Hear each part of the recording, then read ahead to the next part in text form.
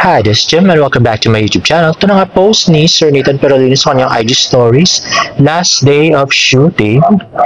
At ayan na nga, post ni Tin Suan. So mukhang merong beach scene talaga kasi post din ni Tin Suan na makeup artist naman ni Sanya Lopez. At ito na ang post ni Sir Nathan. So may beach scene nga. At yan nga post IG story ni David Licauco. Pero mukhang hindi naman si David yan, guys. At next naman ay post ni David Licauco sa kanyang Instagram. Hi! At may iba naman tong caption, guys, sa Facebook na Meet You. At ito, post naman ni David sa kanyang Facebook. Sabi, love you all. At may video. Let's watch this.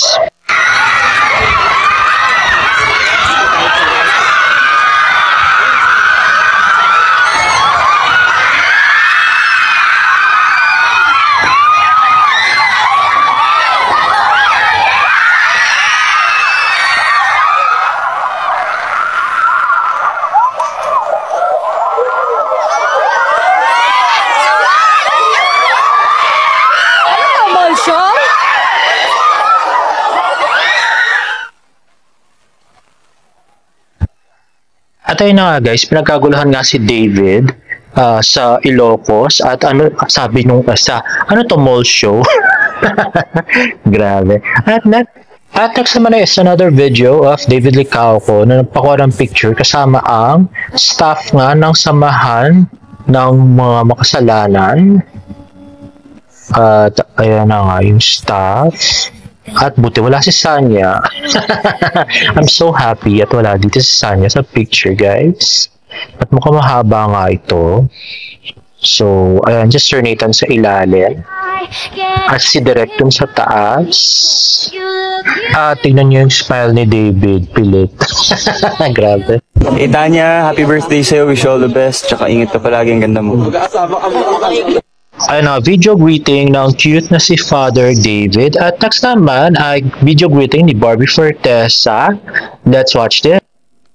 Ano ba yun, Mom? Birthday mo daw? O, tapos? O, ano ngayon? Mom! B-boy! Happy birthday! Miss na kita. Miss na ka na namin. Magpakita ka naman sa amin. Diyos ko, spirit of the glass, oy. Galaw mo yung baso, okay lang? I miss you, Ma. Ingat ka lagi. Love you. Gusto ko yung video greet ni Barbie dito. Very funny and very memorable, di ba? Mukhang ito nga guys, yung suot niya nung siya ay nag-jogging sa UP kamakaraan. Ayan, naka-black. At next naman, post ni Arlene D. Pilapil, daig kayo ng lola ko soon with Barbie Fortesa. Let's watch this. Ayan nga, daig kayo ng lola ko soon. At yan na nga. So, Barbie. So, mukhang solo lang ni Barbie to. Itong episode na to ng daig kayo ng lola ko. Ano kayong storya, no? At bakit lagi nasa cellphone si Barbie? Sino kayo nag-text? Ay, si ano pala to?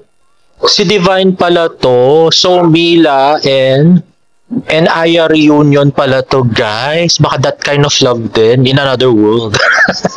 Grabe. At ito nga, yung kahapon na nag-leak ni Miss Barbie Fortesa. At next naman ay nag-tweet si Barbie Fortesa ng grateful for everything sa post ng Kapuso League. Kabog talaga ang post-pandemic projects ni Primetime Princess Barbie Fortesa. From phenomenal series Maria Clara at Ibarra at Pulang Araw, to the upcoming horror film Penthouse 77, and the new version of classic romantic film Moments of Love on Borrowed Time. O, diba? At dahil nga dyan, ay nag-trending today si Miss Barbie Fortesa. At next naman ay post ni Rose Conde, ayan nga, si David Licauco, na busy na naman sa kanyang phone. And another reel ni Rose Conde, a person worth meeting. Ayan nga, si David Licauco, ginawa niya ng pictures. Ayan, na video. At next ay post ni Sir Nathan, our accommodation for 15 days, hashtag movie shoot. Ayan na nga, so mga post ni Sir Nathan. Ayan, ganda nung bahay. Bistali siya tayo, I'm not sure, guys. At next ay post niya, kasama niya si Sanya Lopez. At yan na nga, post ng David's Advocate. Hanapin daw kung nasan si David. At ayun na nga si David at saka si Sir Nathan. At ito naman post sa Instagram ni J. Ortega, si David on the Salamin. Ayan, David Licauco in Ilocos Norte, post ni Daniel. At next, alam nyo ba guys na yung post ng Meltdown Burger Vegan na magkasama si David at si Sanya ay biglang tinake down o binura. Grabe. Tignan nyo yung page nila sa FB at wala na talaga yun ngang video at pictures ni David at ni Sanya kahit yung Mango Magic Vegan. So hindi nga namin alam guys kung bakit binura. Maaring na-bash siguro sila dun sa mismong Instagram post or Instagram page nila, I don't know. So, bukas po ang aming programa sa magkabilang panig sa pagpaliwanag. Charat. At next naman, ito naman ang issue ngayong gabi. So, nag-post nga ng Instagram story si David Licauco ng Sunset. At bigla naman nag-post si Sanya Lopez ngayong hapon ng Sunset with You. Hala, gaya ng caption si Sanya. Si David naman kasi parang 2023 pa lang yata ng ganun na yung ginagamit niya laging caption eh. Tapos bigla si Sanya ganyan din yung post. Magkasama nga sila ni David sa Ilocos, di ba? Kaya nga medyo naging malaking issue yon guys. At napag-usapan ngayon sa Twitter at maging sa Instagram mismo. At ito nga mismo mga comments ng mga fans ni Sanya. Sabi nung isa ni Cassie with who? At sabi naman nung isa ay, wait lang, nagdududa ako, di ba gusto ni David yung Sunset tapos kakapost lang din ni David sa Insta? Bigay mo na lang si David kay Barbie. At isa naman nag-comment na, sino yung who yan? Sabi naman ng isa, ako, sino pa ba? Akala ko with DL. Huwag ka maingay, baka mabash, o di ba? Sabi ng isang fan, with Team SNMM, huwag kang trigger dyan, Sanya. Sayang ang pagka-idol ko sa'yo. If you keep trigger fandoms, ewan ko na. Actually, totoo yan. Nagtitrigger nga talaga si Sanya. Di ba nga kay Alden noon, yung isipin ng mga fanay na nanliligaw talaga sa kanya si Alden, where in fact, hindi naman talaga. So, yan ang pangit kay Sanya. Kaya dyan siya nababash kasi kasalanan niya talaga, nagbo-backfire din sa kanya, guys. Tweet nga ni Tingy, I saw it when you posted it last week during the rest days nyo.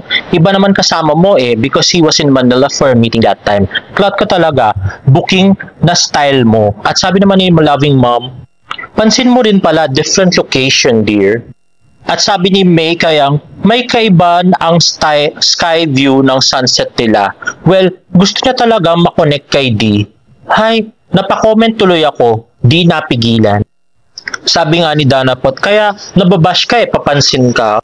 Diba, marami nakakapuna din sa style ni Sanya, no? Sana naman, kung hindi naman totoo, wag na, parang sa promotion ng movie, diba? Parang desperadong may manood. Grabe. Ay nako, ewan ko sa'yo, Sanya Lopez.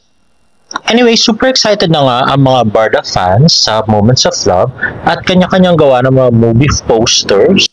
At ito nga ang poster ni Twilight Madness. At ito, hindi ko nakuha kung sino gumawa nito, guys.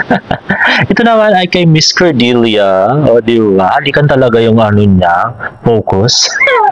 At next naman ay galing kay Loving Mom. O, diba? Kiss naman sa batok, parang lola. Charot. At ito naman ay mukhang canvas painting ni Barbie tsaka ni David. And next ay pinost naman ni David Licauco sa kanyang Instagram from Metro Maria Tionglian Basketball Association. Ayun nga, si David Licauco in his high school days as a player. At parang lang siya, video na nirecord sa TV. At ayun na nga, nung high school si David. So hindi pa siya ganun ka-cute, guys. Ayan nga, si David. So mukhang ordinaryong estudyante lang pala siya nung mga panahon na yon. And lastly, post ni Miss Tony Aviles, Barbie Fortesa for Silka, styling by genre, and the pretty Miss Barbie Fortesa for Silka. And there you have it, guys. If you like this video, please give it a thumbs up and please subscribe to my YouTube channel for more Barda updates. See you in the next vlog. Bye!